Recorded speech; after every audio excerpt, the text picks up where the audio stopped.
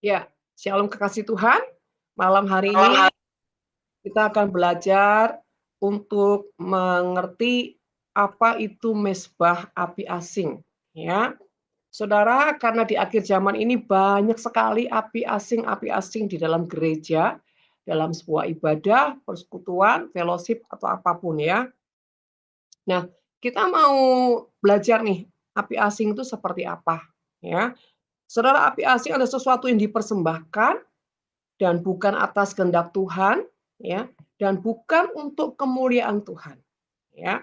Di dalam Imamat 10 ayat 3 sampai dengan pasal maaf, Imamat 10 ayat 1 sampai dengan 3 demikian. Kemudian anak-anak Harun, Nadab dan Abihu masing-masing mengambil perbaraannya, membubuh api ke dalamnya serta menaruh ukupan di atas api itu. Dengan demikian mereka mempersembahkan ke hadapan Tuhan api yang asing yang tidak diperintahkannya kepada mereka. 2, keluarlah api dari hadapan Tuhan lalu menghanguskan keduanya sehingga mati di hadapan Tuhan. 3, berkatalah Musa kepada Harun, inilah yang difirmankan Tuhan, kepada orang yang karib kepadaku, kunyatakan kekudusanku, dan di muka seluruh bangsa itu akan kuperlihatkan kemuliaanku. Dan Harun berdiam diri. Nah, saudara, dikatakan api asing, ya, suatu persembahan yang tidak diperintahkan Tuhan, ya. Maka saudara, sehingga ketika mereka mempersembahkan mezbah itu, mereka malah mengalami musibah. Mereka dihanguskan sampai mengalami kematian di hadapan Tuhan. Saudara terkasih, ini sepertinya kayak sadis banget ya. Kok Tuhan gitu Kak, kok gitu amat ya? Orang lagi mempersembahkan mezbah, korban, harusnya Tuhan senang. Tetapi kenapa Tuhan malah jadi murka nih saudara ya.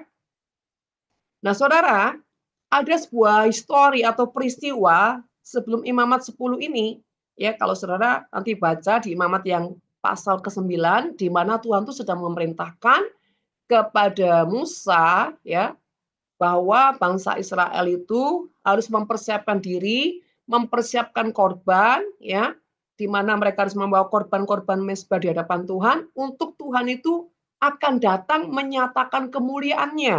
Nah, singkat cerita ketika bangsa Israel ini mulai mempersiapkan diri dan para imam sedang membakar mezbah, saudara ya, membawa korban-korban mezbah di hadapan Tuhan dan saat mezbah itu dipersembahkan dan Tuhan datang menyambar, saudara, persembahan-persembahan itu dan kemuliaan Tuhan itu nyata. Nah, saudara, ketika mungkin Harun dan Nadab ini melihat spektakulernya kemuliaan Tuhan, mereka seperti terdorong untuk wow gitu ya, ingin mempersembahkan seperti itu. Dan keduanya mungkin berpikir, saya kan juga anak imam gitu, jadi saya bolehlah gitu ya. Makanya mereka ini akhirnya istilahnya itu lancang saudara ya. Mereka dengan inisiatifnya sendiri, mereka melakukan untuk membakar mezbah, sudah membakar persembahan di hadapan Tuhan. Dan tapi karena persembahan itu tidak dikehendaki Tuhan, maka itu ujungnya membuat mereka terbakar hangus dan mati. Saudara, ini bicara begini. Bicara tentang kesombongan rohani ya. Kalau orang itu merasa ya, wah, kalau lihat orang lain ya dipakai Tuhan luar biasa. Sehingga timbul sebuah hati yang iri ya, jealous gitu ya. Merasa, oh kalau dia bisa, saya juga bisa. Saya kan juga anak Tuhan. Saya juga hamba Tuhan. Saya juga diurapi Tuhan gitu ya. Mungkin juga lebih merasa pede, saya juga orang yang membangun mezbah dengan Tuhan. Saudara, tetapi ketika itu tidak ada dorongan dari Tuhan atau sesuatu yang tidak diperintahkan Tuhan, ya, terlebih lagi latar belakangnya atau motivasinya karena sebuah kesombongan, itu ujungnya mezbah itu akan menghanguskan dirinya sehingga dia mengalami kematian. Saudara, di sini memang tidak mengalami kematian secara fisik ya, tetapi bicara kematian secara hubungan dengan Tuhan, ya. Karena sesuatu yang dia lakukan itu dasarnya adalah motivasinya sesuatu yang mungkin berangkat dari kesombongan ya, berangkat dari merasa, apa namanya, ingin memperlihatkan sesuatu ya, berangkat dengan kedagingan ya Saudara ya, banyak hal lah faktor-faktor yang intinya motivasinya tidak benar. Nah Saudara, mezbah itu bicara sesuatu yang dipersembahkan. Nah, Saudara terkasih ada juga yang namanya persembahan di mezbah itu seperti pujian ya, korban syukur Saudara ya. Nah, segala sesuatu yang kita bawa kepada Tuhan, Saudara, itu dengan motivasi hati yang benar, ya. Jiwa yang benar, Saudara ya. Nah, kita juga di sini akan belajar nih, perbedaan jiwa yang hancur dan jiwa yang mengasihi diri, ya. Semua ini bisa tentang sesuatu yang dipersembahkan kepada Tuhan dan itu ujungnya menjadi mezbah ya, Saudara ya. Saudara, jiwa yang hancur itu di dalam Mazmur 51 ayat 17 dikatakan, korban sembelihan kepada Allah ialah jiwa yang hancur, hati yang patah, dan remuk tidak akan kau pandang hina ya Allah. Mazmur 84 ayat 2 dikatakan, ayat 3 dikatakan, jiwaku hancur karena merindukan pelataran-pelataran Tuhan. Hatiku dan dagingku bersorak-sorak kepada Allah yang hidup. Sudah dikatakan tadi, korban sembelihan, ya, korban jiwa yang hancur. Ini saudara korban. Artinya ketika kita datang kepada Tuhan itu, apa sih motivasi kita? Ya, tujuan kita apa, Saudara? Ini yang seringkali tidak disadari, ya.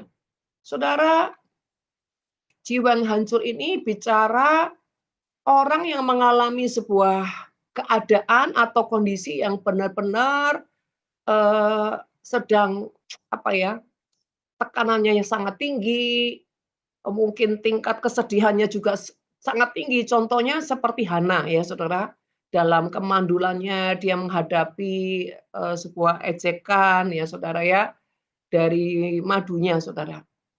Jadi Pinehas Saudara, sehingga dia sampai hancur hati dan dia menangis di altar Tuhan dan sampai Imam Eli menyangka dia ini mabuk. Nah Saudara, korban-korban seperti ini Saudara yang sangat berkenan kepada Tuhan. Artinya dalam kondisi yang hancur hati, dalam kondisi bahkan orang yang bahkan seperti tidak punya pengharapan, tetapi dia tetap punya keputusan untuk mencari Tuhan, untuk datang kepada Tuhan, di sinilah saudara korban yang berkenan. Tetapi saudara, di dalam pengertian lain ada juga jiwa yang datang kepada Tuhan bukan untuk sebuah pertobatan atau menginginkan Tuhan, ya, tapi di mana dia hanya ingin mencari belas kasih Tuhan atau pertolongan Tuhan, tapi tidak menyertai pertobatan. Nah, ini saudara, yang seperti ini yang dikatakan jiwa yang mengasihi diri sendiri, bukan jiwa yang hancur, dia bawa kepada Tuhan, ya, dengan sebuah ketulusan. Nah, saudara, orang yang jiwanya datang kepada Tuhan dengan kondisi yang hancur, tapi dia hatinya tulus, maka saudara pasti di balik semua yang dia bawa kepada Tuhan itu karena ketulusannya sehingga dia mengalami sebuah perubahan, ya. Bahkan orang yang seperti ini, orang yang sungguh-sungguh punya ketulusan ketika datang kepada Tuhan adalah orang yang bukan cuma datang menangis dan hancur hati, tetapi orang tersebut punya kesiapan hati untuk rela membayar harga sebuah pengorbanan. Artinya bisa mempunyai kerelaan untuk sebuah pertobatan. Tapi kalau orang yang jiwanya cuma mengasihi diri sendiri, dia datang kepada Tuhan hanya sebuah kebutuhan, ya, mencari belas kasih Tuhan atau mencari belas kasih manusia, tetapi dia tidak punya ketulusan untuk bertobat Saudara ya. Dia hanya minta dikasihani, dia hanya ujungnya mengasihi diri sendiri dan ujungnya adalah kebenaran diri dan egois. Nah, Saudara perhatikan di sini. Kita merenungkan ya saudara, seringkali kita datang kepada Tuhan itu untuk apa sih, saudara? Untuk kita benar-benar memang kita butuh pertolongan Tuhan, tetapi kalau kita tidak disertai ketulusan, kita cuma seperti orang yang, apa ya, sekedar, eee, meminta hak ya saudara ya. Cuma mau merampas haknya gitu ya, karena merasa, "Tuhan, aku ini kan anakmu, aku ini kan hambamu, aku ini kan umat ketebusanmu," saudara ya.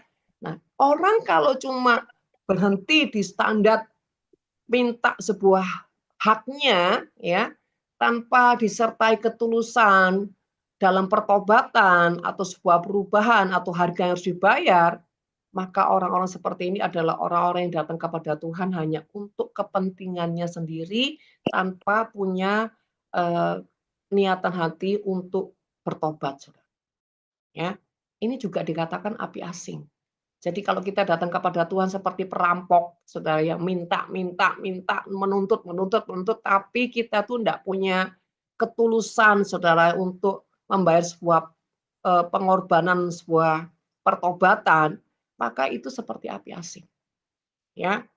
Saudara terkasih, dan orang-orang seperti ini biasanya, saudara ya, dia itu selalu dikuasai dengan roh yang dipenuhi dengan kebenaran diri, roh keegoisan, dan selalu bawaannya cuma melo-melo ya, meratap-meratap gitu saudara.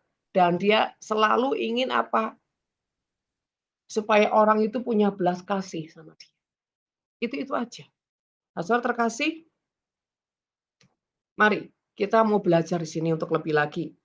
Nah, ada perbedaan mezbah yang berkenan dan ada mezbah yang tidak berkenan, ya. Selanjutnya, mezbah yang tidak berkenan itu seperti panggung, Saudara ya. Jadi panggung itu artinya gini, melakukan sesuatu atau membawa persembahan karena motivasi yang salah, ya, ambisi daging, ya. Jadi panggung menjadi pusat perhatian sehingga orang-orang itu melihat untuk apa? Jadi dia melakukannya itu seperti orang show ya Saudara ya.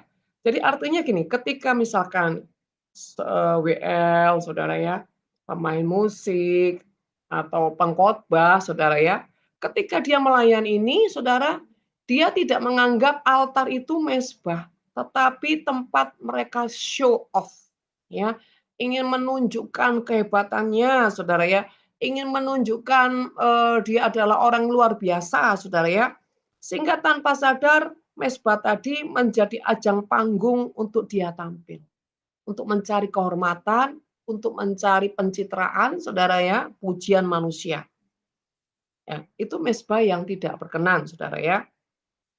Dan mezbah yang tidak berkenan itu adalah dipersembahkan dari jiwa yang mencari sebuah kepuasan, saudara ya.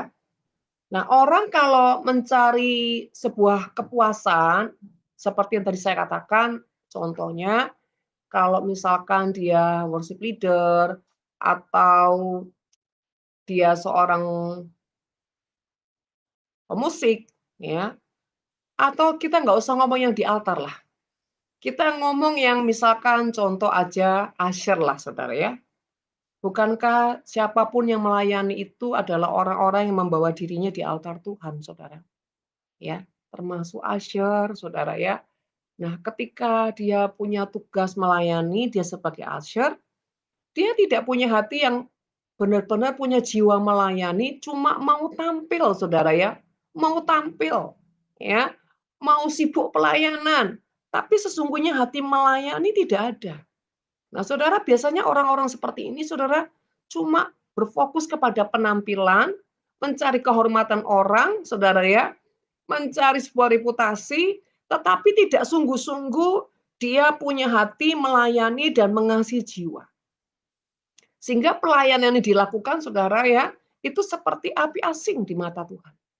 Tidak dipersembahkan kepada Tuhan, tetapi dia mencari apa? Kepuasan diri. Nah, hati-hati saudara, bentuk apapun pelayanan kita, kalau itu berangkat dari tidak tulus, saudara ya, ujungnya itu seperti api asing. Kalau seorang asyir, saudara ya, Dia cuma mau menunjukkan penampilan yang hebat, dia cuma mau menunjukkan bahwa saya ini sekarang sudah jadi hamba Tuhan, saya pengerja dan bla bla bla, saudara. Bahkan aser-aser yang tidak bisa punya hati mengasihi ketika dia melayani jiwa-jiwa. Kalau itu orang kaya, dia begitu ramah banget. Begitu orang yang biasa-biasa, ya, orang ekonominya itu menurun ke bawah, eh, cara melayaninya sinis, saudara. Bahkan mungkin mengulurkan tangannya hanya sampai ujung jarinya saja, saudara. Takut kena eksim, saudara ya. Nah, begitulah pokoknya, saudara ya. Ini api asing, saudara. Karena apa? Sikap hatinya jahat di mata Tuhan. Jadi sekali lagi, mezbah itu yang berkenan bicara sesuatu yang kau persembahkan. Adakah hatimu takut akan Tuhan? Adakah hatimu mengasihi jiwa-jiwa? Adakah hatimu menyertai pelayananmu? Ya, saudara terkasih. Jadi api asing itu bukan hanya bicara Abihu dan Nadab saja di persembahan itu, di mezbah itu. Api asing itu bisa banyak hal, saudara ya. Sehingga kita ini menjadi orang yang belajar dalam hal apapun itu harus berhati-hati. Ya, saudara. Jangan kita ini sembarangan dalam memberi. Contoh, saudara ya. Dan mezbah itu tidak harus di gereja. Contoh, kalau kita di jalan misalkan saudara ya, misalkan di jalan tiba-tiba ada orang yang itu sangat kita lihat tuh kok kasihan banget ya. Tiba-tiba hati kita itu seperti terdorong nih memberi sesuatu sama orang lain. Ya. Dan ketika kita ini misalkan katakanlah Tuhan gerakkan kita. Tapi cara kita memberi nih saudara ya, seperti orang tidak ikhlas hanya karena takut Tuhan ya, akhirnya dengan terpaksa dia ngeluarin uangnya. Tapi kalau berangkat dari hati yang berat cuma karena takut Tuhan, ya, sehingga dia itu memberi nilai yang tidak apa ya, tidak menghargai Tuhan. Jadi dia memberi nilainya sembarangan dan cara dia memberi juga seperti orang sombong. Ini juga api asing loh, ya. Atau kita memberi karena seperti Anania Safira, lihat orang lain memberi di kaki rasul-rasul, wah kita rasanya juga gengsi dong kalau tidak memberi. Nah, ketika kau melakukannya itu berangkat dari gengsi, itu juga api asing. Bayangin saudara, sekarang itu api asing banyak sekali ya pada setiap anak-anak Tuhan, hamba-hamba Tuhan. Cara memberinya dengan kesombongan, cara memberinya dengan hati yang menghina orang, ya, merendahkan orang lain. Saudara, itu juga api asing. Artinya api asing itu apa sih? Sesuatu yang tidak berkenan di hati Tuhan. Sesuatu yang membuat Tuhan itu murka, saudara. Dan sesuatu yang ujungnya membuat apa? Rohmu mengalami kematian dengan apa? Tuhan. Engkau tidak lagi terconnecting dengan Tuhan. Karena Tuhan tidak bisa berkomunitas atau terhubung dengan orang-orang yang hatinya jahat. Tidak punya kasih. Nah, seperti itu saudara ya. Nah, persembahan yang kita melakukannya dengan sebuah ketulusan, saudara ya, sesuatu kita lakukan dengan ketulusan, saudara ya. Itu ujungnya menuju kepada jiwa kita, ya, kepada jiwa kita, ya, dan ujungnya ketika itu berkenan, maka persembahan kita itu bisa sampai kepada roh, saudara.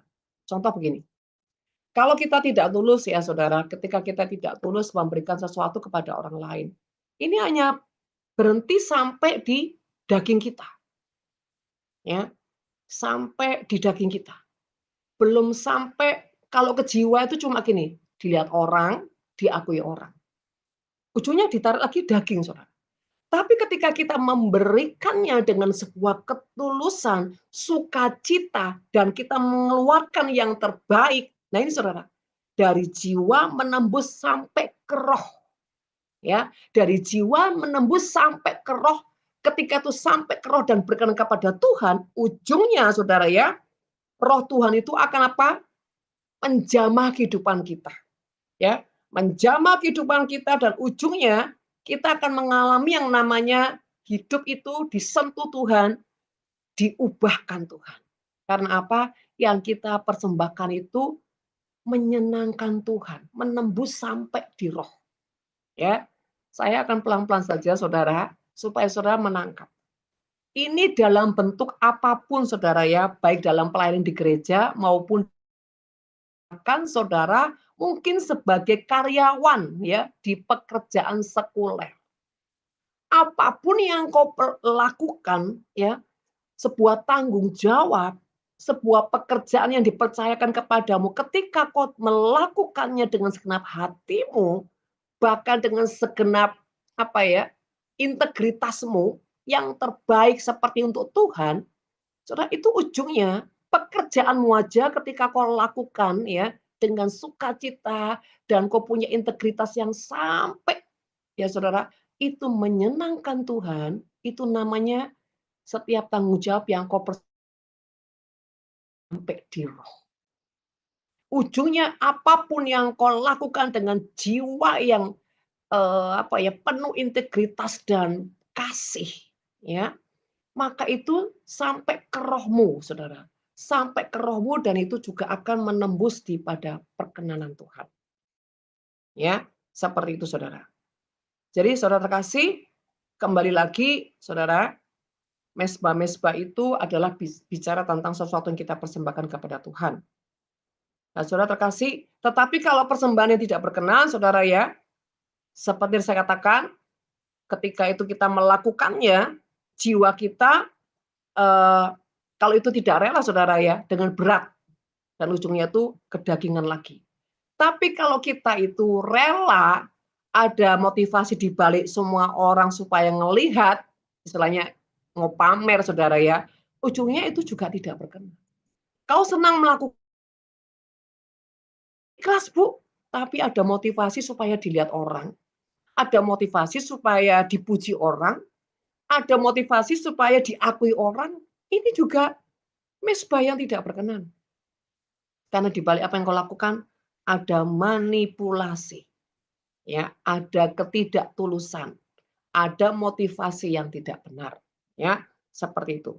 Ciri-ciri mesbah yang tidak berkenan atau mesbah api asing ya, ketika itu dia lakukan, dia ingin menunjukkan kehebatannya, rasa bangga diri. Contoh nih ya, contoh saudara, misalkan choir misalkan ya saudara ya, atau singer lah saudara ya, singer sama-sama nyanyi, singer A, B, C. Ya, ketika sama-sama nyanyi, singer B ini merasa ya, suaraku juga hebat nih gitu ya, nggak mau kalah sama si A. Nah ini saling apa, akhirnya dia terdorong untuk, apa ya, lebih menonjolkan kehebatannya saudara ya, dengan tujuannya adalah bersaing, ya. Atau jemaat saudara ya misalkan, dia ingin menunjukkan bahwa suaraku ini paling hebat. Jadi saudara, satu gereja dia yang suaranya paling dominan di antara jemaat saudara. Ini juga nggak benar. Ya, satu kali kami itu pernah ya persekutuan di rumah saya, ada seorang ibu tuh saudara ya, sampai suaranya itu melebihi WL, kalau bahasa roh juga melebihi yang semua orang.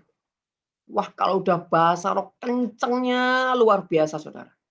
Ya, saudara ketika dia lakukan seperti ini, saya ini semakin apa ya, semakin hati saya ini semakin tidak sejahtera, semakin terasa berisik dan seperti menyebalkan, saudara. Waktu itu saya masih belum paham ya. Semakin dia teriak, semakin berbahasa roh, semakin kencing saya, semakin gak damai, semakin hati saya gelisah, semakin saya rasanya gak tahan, saudara. Saudara saya tanya, Tuhan ini apa? Saudara, pada saat itu Tuhan belum bilang tentang api asing. Tapi Tuhan bilang begini sama saya, itu roh kesombongan, itu roh Farisi, itu roh apa Tuhan bilang waktu itu ya, eh, roh yang ingin menonjolkan dirilah seperti itu ya. Dan Tuhan bilang, itu bukan dari Tuhan. Saudara, beberapa hari kemudian baru Tuhan mengatakan gini, kau tahu nak, itu apa? Itu api asing. Sesuatu yang tidak mendatangkan damai sejahtera, sesuatu yang sangat menonjol, tetapi ya terdengar itu sangat apa ya, mendatangkan tidak damai sejahtera itu seperti api asing. Nah, Saudara, benar Saudara. Memang setelah ibadah waktu itu, ibu ini menceritakan banyak hal. "Oh, Bu, tadi saya dapat ini, saya lihat ini," dan dia memang sengaja sangat keras cerita supaya terdengar sama orang. Dan Saudara, firman Tuhan bilang nih, "Dari buahnya lah kamu tahu." Saudara, orang ini kelihatan hebat. Bahasa roh, bahkan penglihatan karunia, dia selalu ngomong bahwa saya itu mengalami Tuhan dan bla bla. Tapi kalau saya lihat ya, karakternya sangat mengerikan. Buah rohnya sangat mengerikan. Nah, Saudara, ini Saudara, ya, api asing, ya. Dia ingin menunjukkan kebanggaan diri. Dan selalu ingin menunjukkan kalau dia juga orang yang sangat diurapi. Saudara ya. Saudara, kalau kita ini diurapi, kita tuh tidak perlu menunjukkan kita orang diurapi. Nggak perlu seperti itu. Kita nggak perlu bersaing dengan satu dengan yang lain, Saudara ya. Orang yang betulnya diurapi itu sebetulnya semakin tidak banyak ngomong, ya, tidak ingin menonjolkan diri, Saudara ya. Bahkan orang yang diurapi itu kecenderungannya tuh diam, ya. Tapi kalau dia semakin gampang sekali ngomong, saya dengar suara Tuhan, saya dapat pernyataan nih, seperti kayak apa ya, bibirnya ini lidahnya tuh enteng banget ngomong, itu dipertanyakan Saudara. Orang-orang seperti ini itu dipertanyakan. Kalau gampang sekali mengatasnamakan Tuhan, dapat ini, lihat ini, dan bla bla bla bla. Saudara lihat karakternya, saudara lihat hidupnya, saudara lihat temperamennya, saudara lihat penguasaan dirinya seperti apa. Kalau itu semua tidak sesuai, itu something spirit. Ya, saudara terkasih, bahkan ada orang-orang yang punya karunia tapi bukan daripada Tuhan, melainkan dari roh-roh leluhur. Itu yang disebut indigo, Saudara ya. Jadi roh indigo itu bukan dari Tuhan, Saudara. Itu warisan leluhur-leluhur, Saudara ya. Yang dulu pernah jadi penyembah-penyembah berhala, yang dulu punya perjanjian-perjanjian dengan berhala, ya. Itu dia punya karunia, tapi bukan daripada Tuhan. Dan biasanya orang kalau yang indigo-indigo itu Saudara, gampang lihat setan-setan, ya. Pokoknya dikit-dikit setan, dikit-dikit setan, sudah itu pasti indigo. Karena kalau dari Tuhan itu hampir-hampir tidak pernah lihat setan, Saudara ya. Lihatnya kemuliaan Tuhan, Saudara ya. Makanya kalau memang diurapi Tuhan itu tidak kesetanan, Saudara ya. Nah, kalau dikit-dikit setan, nah itu kesetanan, Saudara ya. Nah, karena apa? Karena di dalam dirinya ada aset, Saudara, ada aset setan. Jadi gampang lihat setan gitu, Saudara ya. Karena kalau benar-benar orang yang diurapi Tuhan ya, Saudara, jangankan Saudara ya, lihat setan, setan yang nggak berani lihat dia, Saudara. Begitu dia datang, setan sudah ngibrit, Saudara. Ya, jadi kalau sampai dia lihat setan, Saudara ya, bahkan dia bergulat dengan setan, nah itu namanya dia kesetanan, Saudara ya. Nah, jadi harus hati-hati. Nah, Saudara, dan selanjutnya kalau orang itu punya mesbah asing, Saudara, atau api asing, orang ini sekali lagi ingin selalu menonjol dan ingin selalu bersaing, ya. Dan selalu punya sifat, ciri khas sifatnya adalah keegoisan, ya. Egoisnya tuh tinggi sekali, roh kebenarannya tinggi sekali, Saudara. Ini berarti orang yang seringkali punya api asing di hadapan Tuhan. Kalau dia memuji Tuhan, kalau dia nyembah Tuhan, kalau dia datang kepada Tuhan, kebanyakan itu tidak murni. Ya, kalau dia cari Tuhan, pasti dia punya kebutuhan. Pasti dia punya kepentingan diri, Saudara. Tapi dia tidak sungguh-sungguh tulus mencari Tuhan. Dia tidak sungguh-sungguh beribadah kepada Tuhan. Dia tidak sungguh-sungguh, Saudara, mengasihi Tuhan. Cuma butuh apa? Diberkati Tuhan. Ya, cuma butuh diberkati Tuhan. Saudara, orang seperti ini tidak akan pernah mengalami Tuhan. Dan sifat selanjutnya, Saudara, kesombongan yang terselubung di hati. Ya, kesombongan seperti apa, Saudara? Salah satu kesombongannya adalah dia selalu gini, kalau ditegur, dia lihat siapa yang bicara sama saya. Dia akan lihat kastanya seperti apa. Ini misalkan seperti Saudara. Kalau kastanya cuma rendah, langsung dia punya apa? Reaksi yang seperti apa? Menghina. Ya. Dan biasanya orang seperti ini suka bermanipulasi, Saudara ya. memutarbalikkan fakta, mencuci tangan, saudara ya. Bahkan di balik kesalahan-kesalahannya tuh malah dia harusnya salah, tapi dia yang marah, saudara. Loh, orang dia yang salah kok dia yang marah. Nah, dan jiwa pemberontakannya sangat-sangat kuat. Karena apa? Gengsinya itu tinggi sekali, ya. Tidak pernah mau disalahkan, ya. Dan saudara terkasih, dan biasanya orang-orang seperti ini adalah orang-orang yang tidak pernah mencintai atau tidak dapat menerima dan mencintai didikan. Selalu punya argumen-argumen untuk kebenaran diri, ya. Nah, ada juga orang yang ketika dinasihati itu tidak mengeluarkan reaksi. Sepertinya iya iya, tapi dalam hatinya tuh dongkol banget, saudara ya. Kesel banget gitu, kayak marah gitu ya. Kayak kemarahan yang tersimpan, terselubung. Dia tidak menunjukkan marah, tetapi di dalamnya dia menyimpan kemarahan. Hati-hati saudara, dalam Yeremia 17 ayat 10a dikatakan, "Aku Tuhan yang menyelidiki hati dan yang menguji batin," saudara. Jadi, mari saudara kita sambil mendengarkan firman, kita juga menelusuri hati kita mari sama-sama belajar saudara dan saya ya. Apakah ada spirit-spirit yang menunggangi di bawah alam sadar kita ya, di jiwa kita ya, sehingga kita tuh tanpa sadar seringkali membawa api asing di hadapan Tuhan, saudara ya. Dan sekali lagi saudara, ciri-ciri mesbah asing itu atau api asing seperti tadi ini ya, ingin menunjukkan kehebatan, selalu ingin menonjol, punya kebanggaan diri ya, pencitraan lah kayak gitu-gitu ya saudara ya. Dan merasa diri orang diurapin gitu ya. Dan selalu hatinya itu dipenuhi dengan kecemburuan. Ya, ada yang namanya keegoisan, kesombongan. Kesombongan ini orang yang tidak mudah untuk apa? Menerima sebuah teguran atau nasihat orang ya. Apalagi kalau orang itu merasa dia tidak punya power, dia cuma orang biasa, dia akan mengatakan, "Siapa kamu?" gitu loh ya. Nah, seperti itu.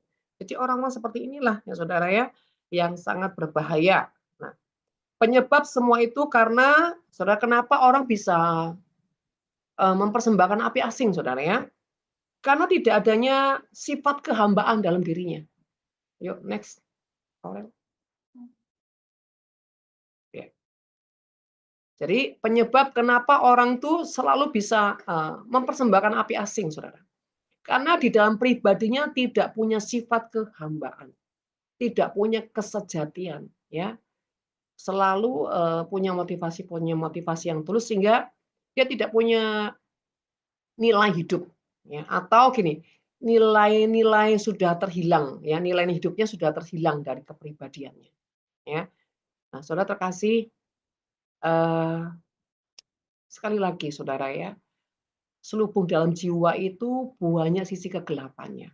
Nah, saya nggak tahu ini bisa selesai nggak dalam satu season ini saudara ya, ini harusnya seminar saudara ya, karena membedah di roh itu banyak sekali ya, manipulasi yang sangat mengerikan saudara. Kenapa? Karena manusia itu seringkali apa, punya sifat pemberontakan, ya, seperti itu. Nah, sekali lagi kenapa orang itu seringkali membawa api asing di hadapan Tuhan, sekali lagi saudara, karena dia tidak punya kepribadian atau sifat kehambaan dalam kehidupannya, karena dia tidak punya ketulusan, kesejatian. Orang yang tidak punya ketulusan, itu kecenderungannya adalah selalu membawa api asing, ya. Jadi saudara terkasih, betapa pentingnya kita ini punya ketulusan dan ketulusan itu basic yang sangat penting di atas semuanya. Karena dengan ketulusan kita akan mudah dengan yang namanya rendah hati, dengan ketulusan kita akan mudah dididik, dengan ketulusan kita akan mudah untuk dibentuk saudara, dengan ketulusan kita akan mudah untuk dimurnikan, dengan ketulusan kita tidak berargumen dengan kebenaran diri. Ya. Nah saudara, contoh-contoh ya, seperti Kain.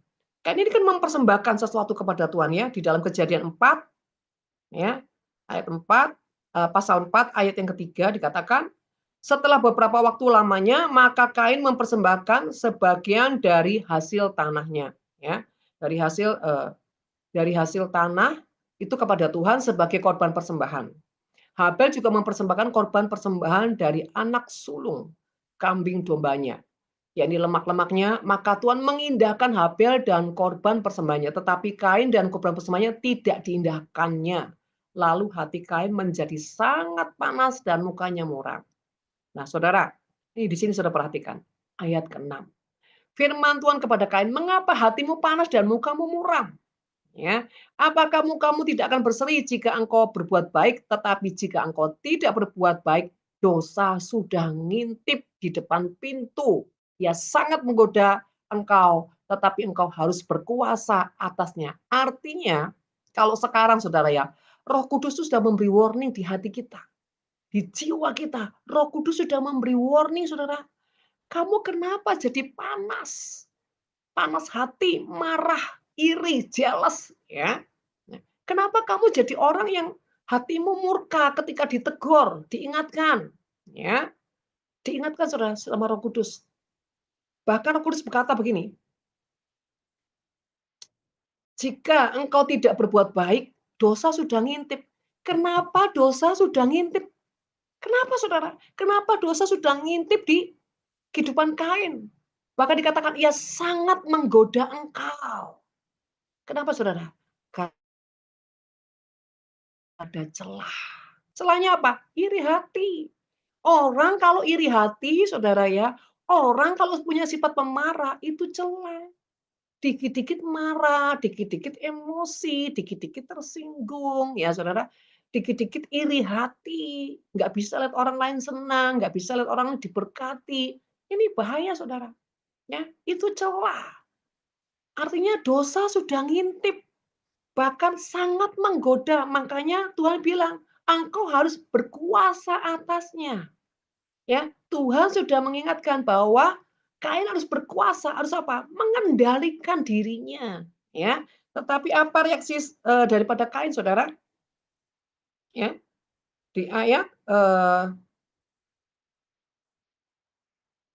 ya, saya tidak nusin, tapi intinya di peristiwa ini Kain tuh tetap artinya sudah diingatkan Tuhan, sudah ditegur begitu kuat, tapi sepertinya dia mengeraskan hati. Saudara terkasih, banyak orang itu tidak sadar dengan dirinya, betapa kerasnya hatinya, betapa angkuhnya saudara dirinya. Ya. Dan kalau orang sudah seperti ini, ya, tingkat kemarahannya, tingkat keegoisannya sudah tidak bisa diapa-apain lagi, saudara. Kalau dia tidak punya kesadaran membuka hatinya, membuka dirinya, saudara ya. Sampai ujungnya, Kain ini tetap melakukan kejahatan, walaupun sudah di-warning, sudah ditahan, tetap, saudara. Artinya gini, kalau kejahatan di hati kita, kita tidak bisa mengendalikan, ujungnya kita akan melakukan buah kejahatan. Ya, ayat 19, ayat 18, saudara ya. Maaf, ayat 9 ya, maaf 9. Ya. Firman Tuhan kepada Kain, di mana Habil adikmu? Jawabnya, aku tidak tahu. Apakah aku penjaga adik? Saudara terkasih, hebat ya, berani melawan Tuhan. Saya kalau lihat ayat ini ngeri, saudara ya. Sampai dia bisa tahap melawan Tuhan. Kalau ada orang-orang yang dinasihatin, diingatkan, terus dia emosi, lalu ujung dia bilang, enggak Tuhan-Tuhanan. Nah, saudara hati-hati. Ya, enggak Tuhan-Tuhanan gitu ya. Bahkan sudah diperingati, jangan berbuat jahat, tapi malah semakin menjadi kejahatan. Atau gini, kelihatannya tidak meluarkan ekspresi, saudara, tapi menahan di dalam. Sama juga, saudara. Pemberontakan yang mengerikan itu adalah pemberontakan bukan hanya waktu keluar, tapi pada saat dia menyimpan di dalam. Punya kemarahan, dia menahan semuanya dengan kemarahan. Itu juga sangat mengerikan, saudara. Ya, pemberontakan yang itu di dalam unsurnya, ya saudara ya, ujungnya saudara, itu sangat mengerikan. Karena apa? Dia akan membuahkan kebencian, dendam, ya, luka, saudara. Dan ujungnya, saudara, kalau punya dendam ke dalam, ya, nanti dia menjadi orang yang bisa sadis. Ya, saudara terkasih, hati-hati. Ya, nah, saudara terkasih, juga peristiwa Saul. Ya, Saul ini orang yang sangat sombong dan tidak punya pendudukan diri ya kepada Samuel. Saudara, supaya ini mempersingkat waktu, karena ada banyak hal yang saya harus sampaikan di sini. Ini peristiwa Amalek. Jadi singkat cerita begini, Tuhan itu mengutus Saul ya untuk menumpas semua orang-orang Amalek, bahkan raja-rajanya, bahkan eee, tidak boleh mengambil jarahan. Tetapi ujungnya saudara ya, si Saul ini melanggar Tuhan. Dia tidak menumpas saudara, orang-orang Amalek, bahkan dia itu malah mengamankan rajanya, ya. Dia mengambil, jarahan-jarahan saudara, yang seharusnya tidak boleh, ya. Dan saudara terkasih, Saul juga mempersembahkan korban saudara, yang di mana Samuel berkata, "Nanti tunggu, tunggu saya datang." Tapi karena kondisi saudara, Saul takut saudara, di mana dia takut rakyat sudah berdesak-desakan akan meninggalkan dia. Dia takut ditinggalkan orang, ditinggalkan manusia, dia takut dengan manusia, ujungnya apa? Dia melanggar aturan yang sudah disampaikan pada Samuel. Nah, saudara terkasih, dan ketika ayat 19 ya, dikatakan, "Mengapa engkau tidak menghindarkan suaraku? Mengapa engkau mengambil jarahan dan melakukan apa yang jahat di mata Tuhan?" Saudara ya, dikatakan di situ saudara. Dan Saul ini melemparkan kesalahan kepada rakyat ya, ayat 24, "Berkatalah Saul kepada Samuel, aku telah berdosa sebab telah kulangkahi titah Tuhan dan perkataanmu, tetapi aku takut kepada rakyat karena itu aku mengabulkan permintaan mereka." Saudara, ini api asing salah satu juga orang yang selalu melemparkan kesalahan kepada orang lain. Tidak ada pertobatan. Setiap kali ditegur, dia selalu melemparkan kesalahan kepada orang lain. Ya, seakan-akan dia tuh cuci tangan. "Oh, saya enggak salah kok, yang salah itu mereka. Aku cuma apa, ngikuti kemauannya mereka." Saudara hati-hati, ini sifat ya, ini watak saudara. Jangan dianggap ini sesuatu yang tidak membahayakan. Ini kebiasaan, ini menjadi sifat, menjadi watak yang suka apa, menyalahkan atau melemparkan kesalahan kepada orang lain. Ya, dan orang seperti ini selalu punya ciri khas saudara. Ya, ada ciri khas. Ciri khasnya apa? Ya, salah satunya orang ini juga, suka pencitraan, ya, suka ingin dilihat orang hebat, suka dilihat orang itu, suka cari aman. Nah, suka cari aman, saudara ya, seperti ini, ya. Jadi ayat 30, Saul itu dikatakan, "Tapi kata Saul, aku telah berdosa, tapi tunjukkanlah juga hormatmu kepadaku sekarang di depan para tua-tua bangsaku dan di depan orang Israel." Saudara terkasih, Saul ini juga sangat mengerikan ya. Orang yang mencari kebenaran diri, ya. Orang yang gila kehormatan karena dia takut ditinggalkan oleh rakyat, saudara ya. Dan orang yang punya kesombongan tingkat tinggi, ya. Dia itu mengaku dosa, tetapi dia juga punya kehausan tentang kehormatan, ya. Sehingga dia berkata, "Tunjukkanlah hormatmu kepadaku sekarang." Bayangin itu nabi, saudara ya. Dia berani berkata seperti itu. Saudara terkasih, itu juga bicara apa? Jiwa. Jiwa yang dikuasai dengan kesombongan, roh kebenaran diri, seringkali penuh pemberontakan, penuh keangkuhan. Intinya begini saudara terkasih ya, kalau sudah jiwa kita ini penuh dengan pemberontakan, penuh dengan segala kesakitan, ya, penuh dengan kebenaran diri. Ujungnya apapun yang kita persembahkan kepada Tuhan, selalu menjadi api asing, saudara. Ini yang sangat membahayakan, saudara ya. Bahkan nabi pun, saudara ya, kalau mengingatkan, menegur, saudara ya, saudara tidak punya respon yang baik. Minimal saudara itu seperti orang yang diam, tapi cuek. Ya, bahaya saudara. Ya, orang-orang seperti ini selalu identik dengan api asing. Percayalah saudara ya. Dan saudara terkasih, dan di ayat 10 dikatakan, "Baru saja ia habis mempersembahkan korban bakaran, maka tampaklah Samuel datang. Saul pergi menyongsongnya untuk memberi salam kepadanya. Tetapi kata Samuel, apa yang telah kau perbuat?" Nah, ini saudara, ini loh. Perhatikan sini. Baru saja ia habis mempersembahkan, ya, mempersembahkan korban bakaran, maka tampaklah Samuel datang. Saul pergi menyongsongnya untuk memberi salam kepadanya. Ini saudara, saudara tahu di balik ini ada spirit apa? Orang yang sudah salah, tapi seperti tampangnya tidak merasa bersalah. Nah, ini orang yang selalu bermanipulasi, saudara ya. Jadi dia tahu dia salah, tapi ketika dia bertemu dengan orang yang bersangkutan, dia seperti kayak orang nggak salah gitu, saudara ya. Seakan-akan aku nggak salah kok. Nah, bahaya saudara. Harusnya kalau orang salah itu kan datang, ya, terus dia membereskan dirinya, setidaknya dia berkata, "Maaf ya Samuel, saya terpaksa. Tadi saya ketakutan sehingga saya terpaksa melakukan ini."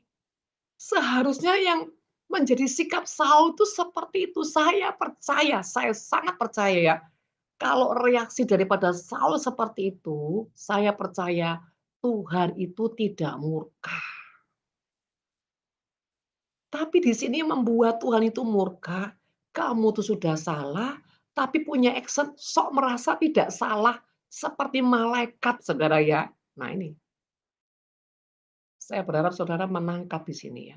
Banyak loh orang-orang seperti ini, saudara.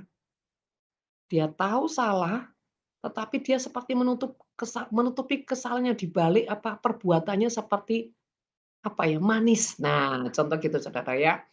Jadi supaya tidak kelihatan kesalahannya, dia bersikap manis, dia bersikap baik. Padahal apa? Untuk menutupi kesalahannya. Ya. Contoh nih saudara, kalau ada orang itu salah, misalkan salah gitu ya, dan ketika dia untuk menutupi kesalahannya itu, dia berbuat kebaikan. Nah, supaya orang itu tidak fokus dengan kesalahannya dia. Jadi kebaikan yang dia lakukan itu untuk menutupi kesalahannya, untuk menutupi selubungnya, untuk menutupi boroknya. Nah, ini saudara. Bukannya dia datang kepada Samuel, dia minta maaf, dan dia menceritakan keadaannya yang sangat terjepit sehingga apa? Dia terpaksa melakukan, bahkan kalau saya jadi Saul, saya akan cium kakinya Samuel.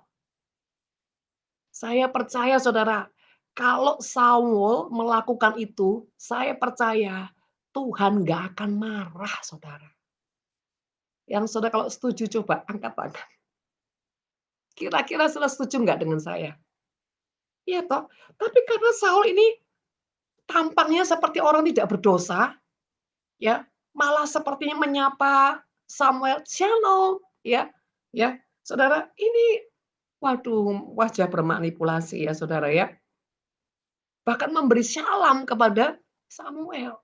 Nah, saudara, ya, istilahnya saya gini, belajar mendeteksi yang di roh, yang di jiwa.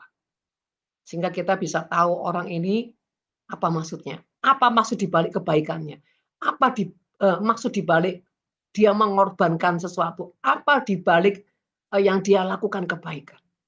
Saudara, ternyata itu manipulasi. Nah, saudara terkasih, ini banyak sekali terjadi ya di setiap anak-anak Tuhan.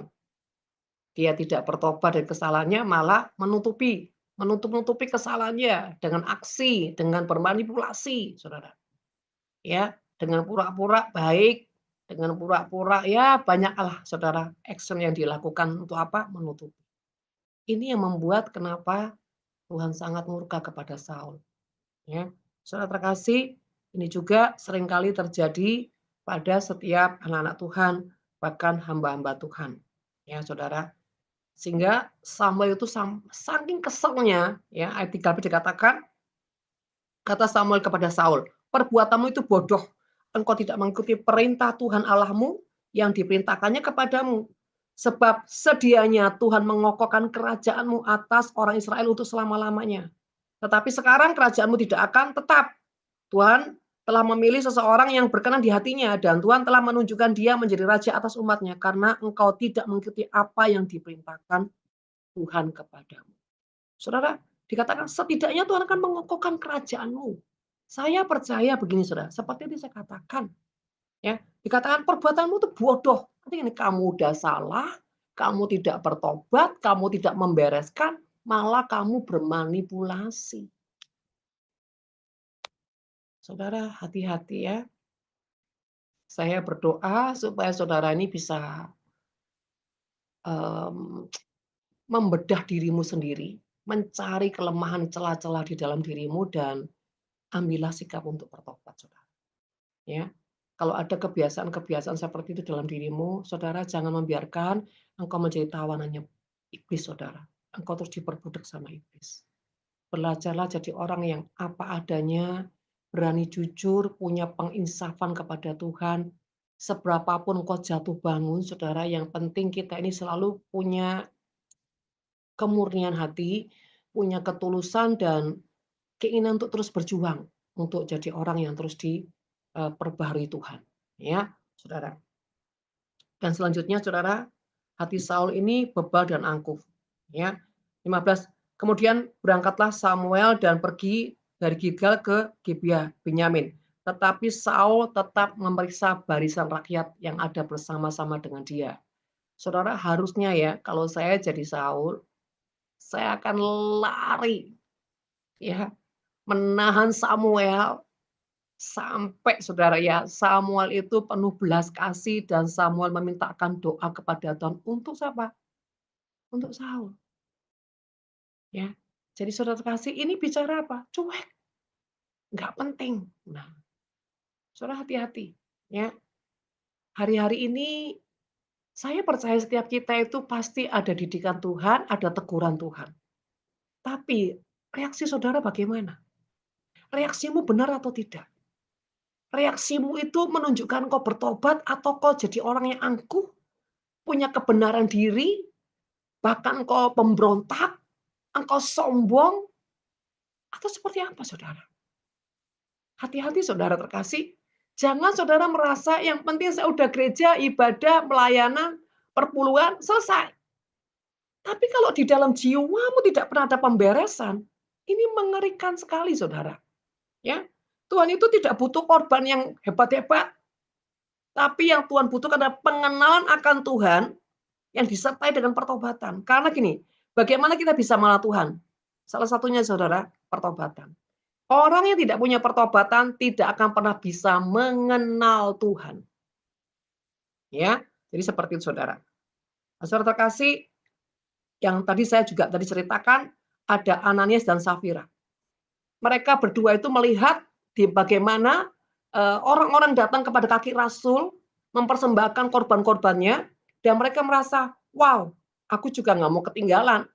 Tapi bedanya, saudara, orang-orang yang mempersembahkan di kaki Rasul, mereka melakukannya dengan ketulusan. Tapi Ananias dan Safira untuk pencitraan. Nah, saudara yang terkasih, jangan sampai apapun yang kita persembahkan kepada Tuhan, itu punya motivasi, punya tendensi-tendensi yang untuk kepentingan pribadi. Ya, artinya tidak tulus, supaya dipandang wow, dipandang wah. Maaf ya. Dan persembahan seperti ini, saudara, itu menjijikkan di mata Tuhan. Ya, dia bermanipulasi, ya, tidak jujur di hadapan Tuhan. Contoh misalkan tentang persepuluhan. Saudara, persepuluhan juga bisa dibikin manipulasi, saudara. Saya taat persepuluhan. Ya, memang secara luarnya saudara melakukan, saudara taat di persepuluhan. Tapi kalau itu, ya, tidak senilai yang seharusnya, saudara korupsi seperempatnya, setengahnya, maka itu tidak bisa dianggap itu perpuluhan. Ya. Kedua, kalau saudara melakukannya supaya engkau diberkati, itu tidak tulus, itu juga menjadi api asing. Saya perpuluhan supaya diberkati, Tuhan juga nggak berkenan. Yang benar bagaimana? Ketaatan tanpa syarat. Ya, banyak hamba Tuhan gini, perpuluhan itu harus atau tidak? Perpuluhan itu gimana sih? Kalau saya gini, perpuluhan itu perjanjian lama. Tapi kalau di perjanjian baru bukan cuma perpuluhan, Hidupmu harus kau persembahkan kepada Tuhan, apalagi uangmu. Roma 12 coba saudara baca. Ya, persembahkanlah ya hidupmu ya sebagai persembahan yang kudus dan tak yang berkenan kepada Allah. Hidupmu aja dipersembahkan apalagi cuma uang persepuluhanmu, Saudara. Ya. Jadi kalau ada orang-orang memperdebatkan persepuluhan, aduh saya tuh sangat ya, sangat sangat menyayangkan Saudara. Kalau Saudara pikir ya, pengorbanan Yesus itu seperti apa sih? Kalau cuma kau 10% aja kau jadikan ribut, Saudara. Di situ sudah terlihat bahwa hatimu tuh sangat tidak tulus, bahkan terikat dengan mamon. Percayalah, kalau orang sudah berdebat di perpuluhan, itu sudah punya akar mamon. Karena kalau enggak pusing, Saudara. Ya, karena dia itu akan mengukur begini, kalau hidupku aja aku persembahkan kepada Tuhan, apalagi dompetku. Ya, nah, Saudara kasih, seberapa sih kita itu percaya sama Tuhan? Dan juga jangan saudara merasa aku perpuluhan supaya diberkati. Itu juga enggak tulus, Saudara. Ketaatan ya ketaatan aja, ya. Nah, Saudara terkasih, mari belajar di situ ya. Dan pengertian mezbah itu seperti apa? Ya. Pengertian mezbah itu gini, mezbah itu tempat yang disucikan untuk Tuhan. Ya. Perjanjian lama dikatakan awalnya mezbah itu tempat mempersembahkan korban bakaran ya, korban curahan, Saudara ya. Nah, Saudara ya, dan menjadi korban juga tempat untuk kita berdoa, memuji dan menyembah Tuhan.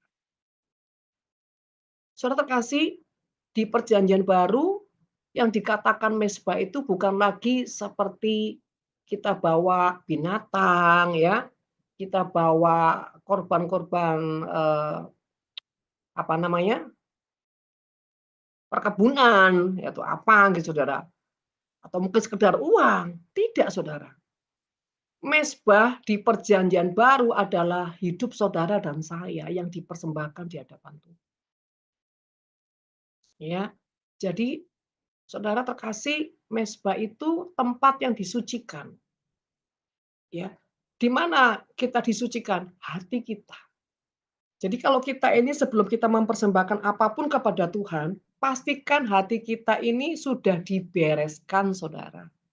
Sehingga ketika kita membawa korban pujian, korban syukur, Saudara, kepada Tuhan, ini hati kita sudah murni, sudah beres. Sehingga itu menjadi korban yang berkenan kepada Tuhan. Ketika kita memuji Tuhan, Tuhan itu berkenan kepada apa? Hati yang sudah dibereskan. Saudara, di dalam 1 Raja-Raja 18 ayat 36 sampai 37 itu persembahan Elia ya, waktu terjadi kekeringan ya, di mana Elia itu mempersembahkan ya persembahan Saudara menyiramkan air, itu kan masa kekeringan ya. Jadi dia mempersembahkan air Saudara sampai ujungnya Tuhan menyambar semua persembahan Elia. Kalau dipikir Saudara ya, Tuhan menyambar dengan api. Yang dipersembahkan Elia itu adalah air. Loh, harusnya api dan air ini nggak bisa, Saudara. Apa hubungannya coba? Saudara, kalau dipikir-pikir loh ya. Nah, di sini Saudara, pada saat itu masa kekeringan, di mana tidak ada air, Saudara. Tapi justru disitulah Elia adalah pribadi yang menabur sesuatu yang dikatakan musim tandus, musim kekeringan, dia berani meletakkan yang terbaik. Misalkan contohnya, Saudara ya, kalau lagi krisis ekonomi, tapi Saudara malah jadi orang yang berani menabur dengan Tuhan itu gila-gilaan dalam ketaatan. Ya, gila-gilaan di sini bukan karena emosi daging Saudara, tapi karena memang Saudara mengasihi Tuhan. Sungguh-sungguh mengasihi Tuhan dan Saudara tidak punya apa ya, punya tendensi, punya ekspektasi nanti aku supaya di balik pengorbananku ini aku diberkati, enggak ada di situ. Tapi benar-benar murni. Kenapa kau mengasihi Tuhan? Di masa kekeringanmu, di masa ekonomimu bahkan sangat kekurangan, kau berani. Saudara. Nah, Saudara kasih. Dan apa itu api, Saudara? Api yang menghanguskan itu bicara apa, Saudara? sesuatu yang dimurnikan. Jadi saudara terkasih, api ya, kenapa Tuhan menyambar dengan api? Itu bicara apa? Karena persembahan daripada Elia ini murni saudara ya, maka Tuhan menyambar saudara dengan api. Artinya apapun persembahan kita, selalu Tuhan sambar dengan apa? Api, bicara kemurnian. Tapi ketika kita tidak murni, Tuhan tidak bisa menyambar. Ya. Saudara terkasih, mezbah itu ya diletakkan sebagai korban. Ya, artinya gini, kelemahan kita, kekurangan kita, ya, apapun tentang keterikatan dalam diri kita itu harus kita bawa sebagai korban yang diletakkan di mezbah Tuhan. Ya, kelemahan-kelemahan kita. Kelemahan ini Saudara bicara apa Saudara? Kehidupan kerohanian kita yang selalu mau berproses dengan Tuhan. Berproses.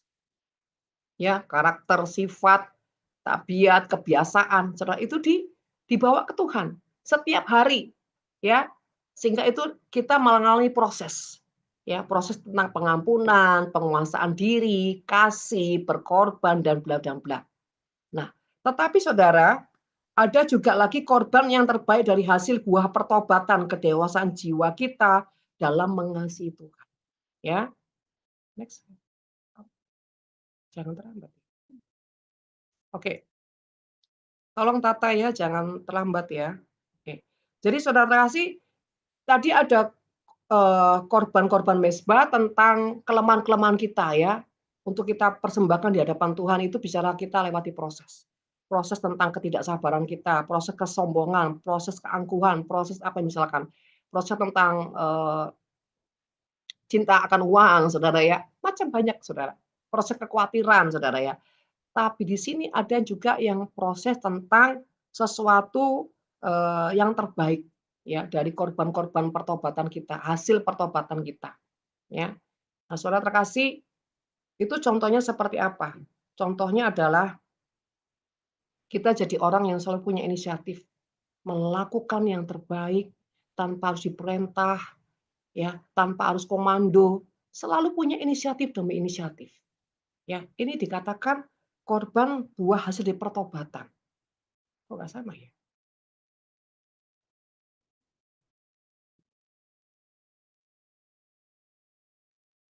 Tolong ya Sapa, Tata,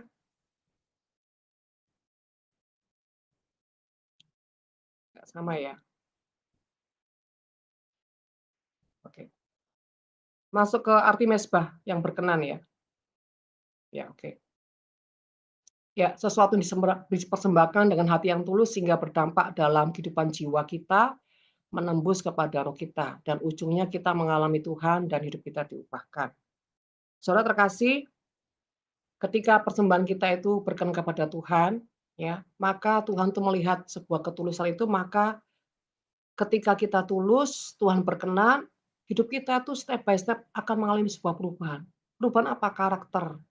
Perubahan apa, Saudara? Perubahan sifat, Saudara. Perubahan apa? Kedewasaan rohani, perubahan cara pandang, cara berpikir, ya. Saudara terkasih itu. Dan dikatakan begini, sesuatu yang dipersembahkan dengan hati yang tulus sehingga berdampak kepada kehidupan jiwa. Saudara, kenapa dengan kehidupan jiwa? Karena jiwa ini punya peranan yang sangat penting, Saudara ya. Di dalam jiwa itu ada kaitan tentang kehendak, perasaan, dan pikiran. Ya, contoh Saudara ya. Kalau orang sudah dewasa, ya, kehendak hatinya itu tidak lagi Saudara ingin sesuatu yang cuma bermain-main atau sesuatu yang tidak bernilai. Kehendak dia itu Saudara akan berusaha dialihkan menjadi kehendak Tuhan. Contoh gini, secara manusia saya pingin ya hidupnya itu ya aman-aman saja. Ya, hidupnya itu tanpa masalah gitu ya. Tapi ketika saya memilih itu seperti itu, saya tidak pernah berproses atas hidup saya. Saya tidak pernah apa ya, terhubung dengan Tuhan sehingga saya akan terus menjadi manusia kedagingan. Nah, ketika menyadari sini dia punya keputusan enggak Tuhan, aku tidak akan membiarkan aku menjadi orang yang hidup dalam kedagingan, tapi aku mau hidupku berproses demi apa? Demi aku menjadi pribadi yang diubahkan sampai aku bisa mengenal kehendak-Mu, mengerti hati-Mu, mengerti perasaanmu, dan ujungnya mengerti selera-Mu. Ya, sehingga dia menjadi orang yang berani meletakkan kehendaknya kepada kehendak Tuhan. Contoh saudara, Rut, ya, Rut dan Orpa. Pada saat dia memutuskan untuk mengikuti Naomi, Orpa ini ujungnya cuma apa? Sesaat dia tidak teruji. Tapi Rut, saudara, tetap saudara ya, memutuskan untuk mengesampingkan kehendaknya demi dia mau mengikuti Naomi. Siapa lagi saudara terkasih? Daniel, ya, demi dia mengikuti kehendak Tuhan, ya, walaupun nyawanya terancam masuk ke gua singa, saudara, dia meletakkan kehendaknya hanya untuk melakukan kehendak Tuhan apa? Mencari wajah Tuhan. Siapa lagi saudara? Tuhan Yesus waktu di Jota, saudara ya, di Getsemani, saudara, di Getsemani. Tuhan Yesus ini meletakkan kehendaknya untuk hanya melakukan kehendak Bapa. Saudara yang terkasih, salah satu mesbah yang dewasa adalah orang yang bertumbuh dalam kedewasaan yang seringkali meletakkan kehendaknya demi dia memilih kehendak. Ya, yang seringkali dia mengabaikan perasaannya demi dia perasaan Tuhan. Contoh seperti ini. Kalau saudara ya seringkali sungkan sama manusia, akhirnya saudara lebih memilih perasaan manusia daripada perasaan Tuhan. Contoh seperti apa? Misalkan Tuhan berkata begini, sampaikan kepada si A, ya, kalau ibadah itu ya jangan main handphone, gitu contoh saudara ya. Tapi dia sungkan. Waduh Tuhan enggak enak, nanti dia tersinggung gimana. Akhirnya saudara, demi menjaga perasaan orang ini, dia mengabaikan perasaan Tuhan. Tapi kalau dia lebih memilih perasaan Tuhan, dia akan menyampaikan pesannya Tuhan. Nah, saudara, kita ini dalam hidup sehari-hari lebih mementingkan perasaan Tuhan atau perasaan manusia, saudara? Ya, nah itu termasuk api asing, saudara. Ya, hati-hati, saudara. Ketika kita mendukakan perintah Tuhan, mendukakan kehendak Tuhan, itu sama, saudara. Ya, seperti itu. Pikiran, saudara ya. Secara firman Tuhan berkata, percayalah kepada Tuhan dengan segenap hatimu. Artinya gini, ayo bangkit, ya, jangan terpuruk, jangan trauma. Tetapi saudara, saudara lebih memilih apa? Pikiran saudara.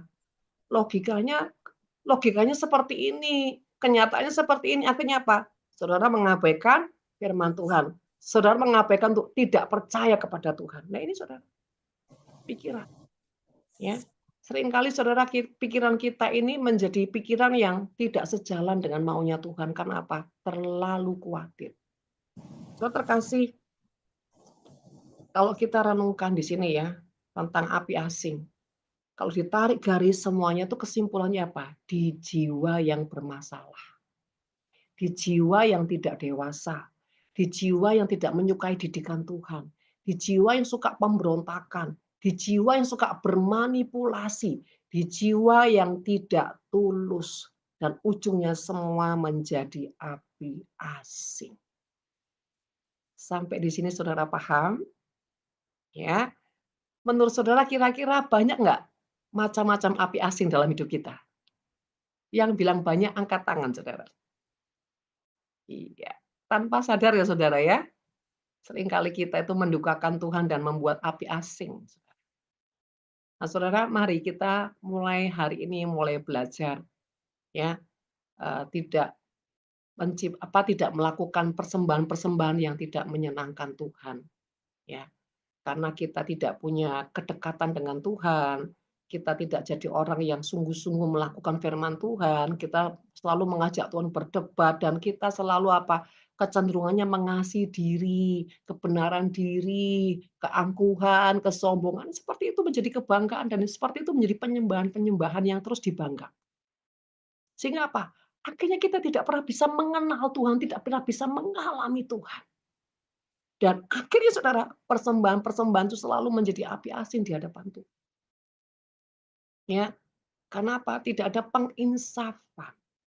Sekali lagi, semua itu berakar dari jiwa. Di dalam jiwa ada kehendak, pikiran, dan perasaan yang seringkali tidak mencintai didikan Tuhan, tidak mengindahkan firman Tuhan, tidak menjadi orang yang melakukan firman Tuhan, tidak menjadi orang yang bergaul karib dengan Tuhan.